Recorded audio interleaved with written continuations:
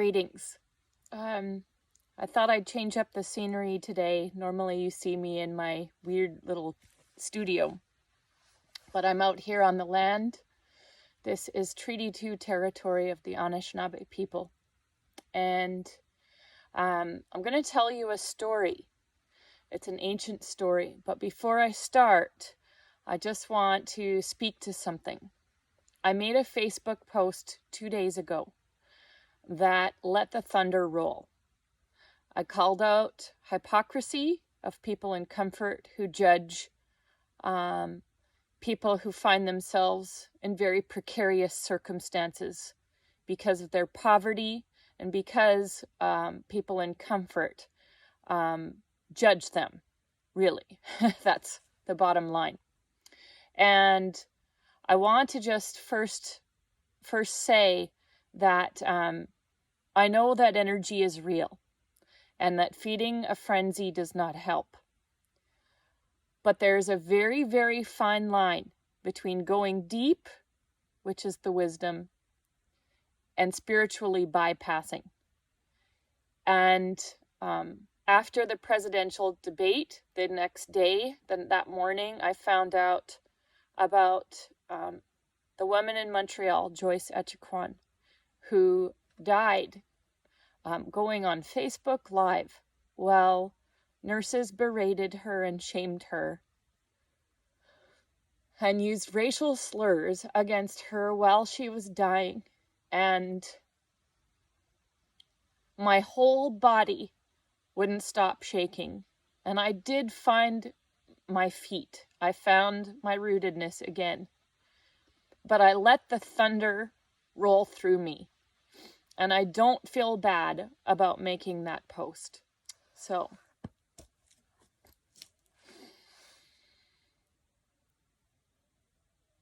at the edge of the world, there is an island. Most of us will never see. But if we're lucky, the little boat we float in this life may bump up against the shoreline by accident. And we may get out and run up and play in the green hills. And we may even make our way to the edge of the cliff and look out.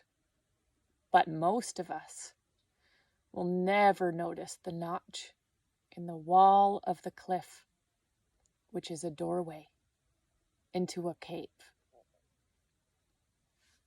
Inside that cave sits the old woman of the world.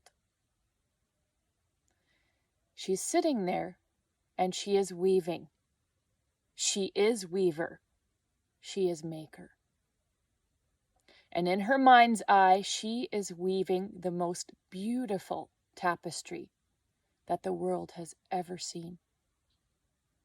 She's working on the fringe now, and she's biting on something to get ready. See, she knows because she's working on the most beautiful tapestry that the world has ever seen. It needs to be woven with something a little thorny. And so she's biting a porcupine quill to flatten it out. And if you look in her mouth, you'll notice that she's done this so much, her teeth are all but nubs. Across the floor of the cave is a blazing fire. And sitting above the fire is a cauldron that is bubbling. And every once in a while, the old woman of the world remembers that she is not only weaver, she is also firekeeper, and she is also the one who tends to the bubbling cauldron. So she sets down her beautiful tapestry and hoists herself up and makes her way across the cave floor. And as she walks toward the fire, she is lit up and glowing. And she casts a shadow on the wall of the cave. And if you look at the shadow, you will not see the shape of a woman. some might see spider, others might see bear, and even others may see fox or seal. Whatever the case, she makes her way to the fire and to the cauldron. She picks up a poker and stokes the fire, and she pulls a wooden spoon out of her apron pocket and starts stirring the cauldron. And in that cauldron are all the seeds and all the elements and all of the things that make up life. At the back of the cave, in the shadows, there is a presence. And this presence has been eyeing her for quite some time. It is Old Crow. And some call him Trickster. He's been eyeing her for so long because he's been waiting for her to get up and go and tend to that blessed cauldron. And as she stirs, Old Crow swoops in. The old woman is done stirring, and she wipes her apron with her wooden spoon, and she tucks it into her pocket.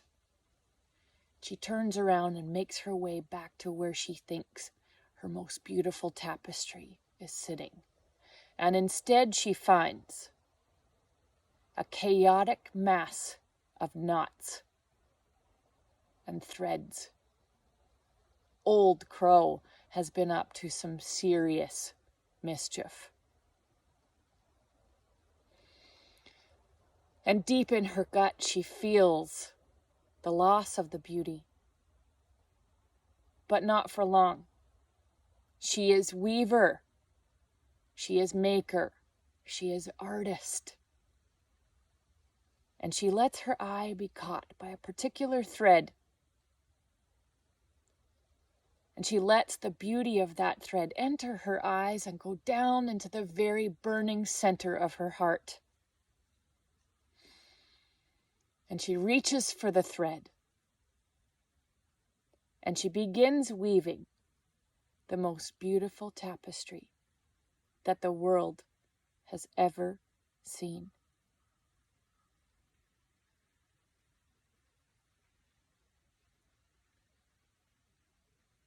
My Facebook post 2 days ago was looking fully at the chaotic mass of threads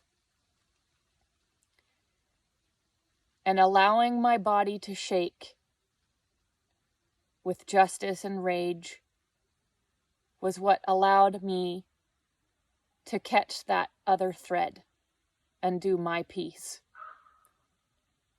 And there's Old Crow.